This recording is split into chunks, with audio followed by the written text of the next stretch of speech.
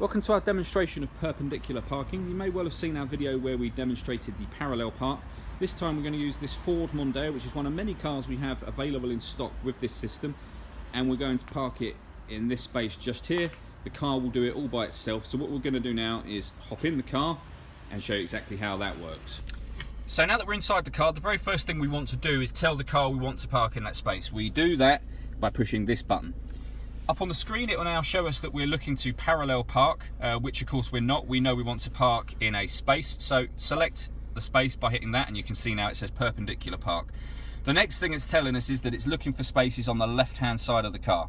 Well, we know the space is on the right hand side, so all we do is with the indicator shift it over to the right, and it's now telling us we're going to look for a space on the right. The green arrow signifies to move forward, which is what we are now doing, and you'll see it will start to look for spaces on the right hand side, and when it finds one it will signify that it's found one by bringing up a tick, which is done.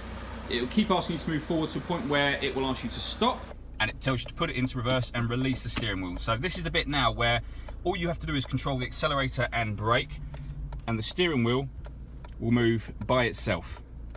What it'll do, it'll continue to give you instructions on the screen. So at the moment the steering wheel is doing plenty of turning, but down on the screen itself, not only have you got the camera, but it will tell you to drive backwards and prepare to stop. So it may well ask my colleague to move the car forwards, which is now doing, but the steering is all being done by the car. It tells you to stop, put it into reverse, and you'll see it will line up perfectly square in that space. And then you can use the parking sensors to take you all the way back to a point where you can then stop.